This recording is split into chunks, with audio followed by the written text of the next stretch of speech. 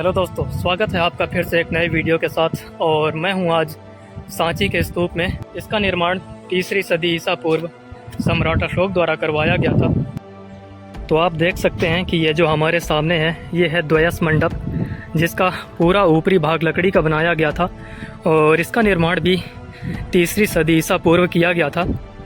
हालांकि जो ऊपर की लकड़ियाँ वो आग लगने के कारण से जल गई थी।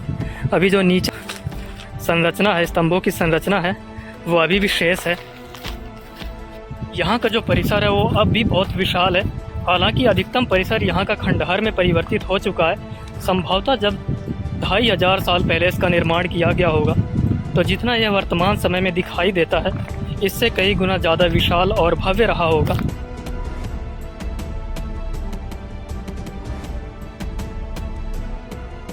ये भी उसी तरह की कक्ष जैसी संरचनाएं मौजूद हैं।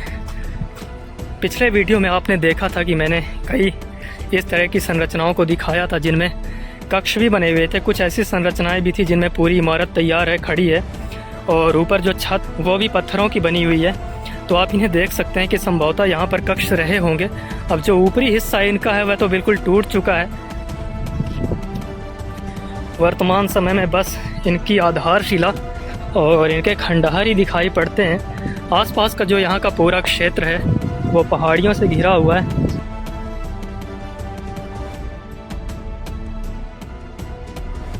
यहाँ पर कोई भी जानकारी का बोर्ड नहीं लगाया गया कि वास्तव में ये क्या थे, लेकिन जैसे कि मैंने आपको पिछले वीडियो में दिखाया था और बताया था, ठीक उसी तरह से हम यहाँ भी समझ सकते हैं कि ये छोटे छोटे कक्ष बनाए गए थे जिन पे बौद्ध भिक्षु रहा करते थे।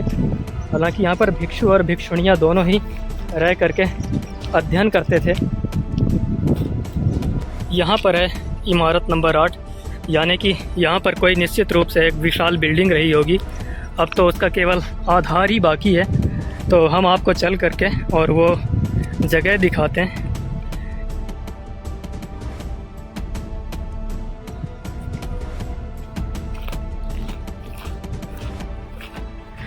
समय के साथ में चीज़ें बदल जाती हैं, चीज़ें नष्ट हो जाती हैं और नई चीज़ें बन जाती हैं। उसी क्रम में आप देखिए कि जो 2500 साल पहले भव्य और विशाल अवस्था में यहाँ खड़ी बिल्डिंगें थी वो आज केवल आधार बची हैं।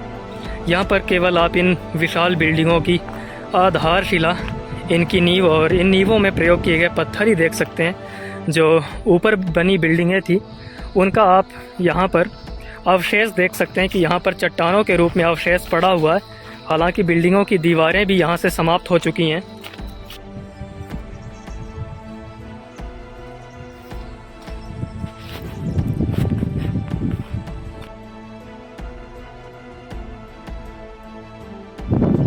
ये है स्तूप क्रमांक 2।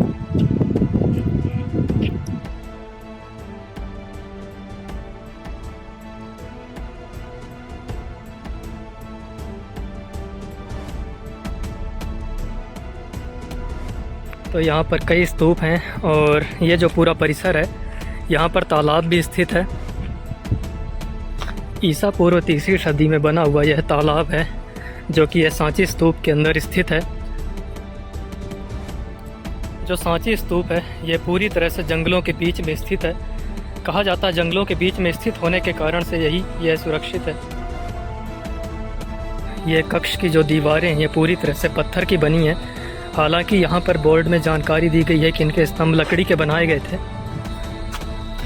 यहाँ बने हुए कक्ष की जो सबसे अच्छी हालत वाली दीवारें हैं वो इस परिसर में उपस्थित हैं। और इस परिसर में पत्थर की दीवारों के बीच में कई मिट्टी की ईंटों का भी प्रयोग किया गया था। आप देख सकते हैं कि इन पत्थर की दीवारों पर मिट्टी के ईंट लगाए गए हैं जो कि अभी भी अच्छी अवस्था में सुरक्षित हैं। ये सभी इन पत्थर की दीवारों पर लगे हुए मिट्टी के ईंट हैं।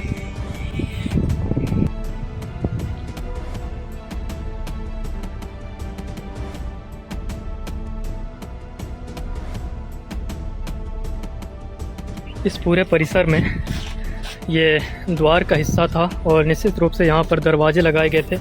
आप अभी भी देख सकते हैं कि इस पत्थर पर दरवाजे लगाने के लिए पूरी आकृति बनी हुई है। इन स्थानों पर 2 स्तंभ रहे होंगे दोनों तरफ से और ऊपर यहाँ पर पर्दे लगाए जाते रहे होंगे क्योंकि ये पूरी एक बिल्डिंग थी और यहाँ पर कई कक्ष बने हुए हैं जो कि मिट्टी के ईंट और पत्थरों से बनाए गए थे। यहाँ पर एक और छोटा सा स्तूप है और इस स्तूप के बाहर आप देख सकते हैं द्वार है और द्वार में बहुत सारी आकृतियाँ बनी हुई हैं। तो इस स्तूप के अंदर भी चलकर देखते हैं। स्तूप के चारों ओर यह परिक्रमा मार्ग बनाया गया था।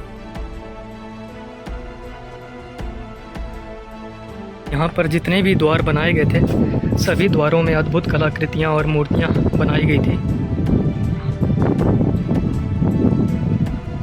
वीडियो को करते हैं समाप्त। वीडियो देखने के लिए धन्यवाद।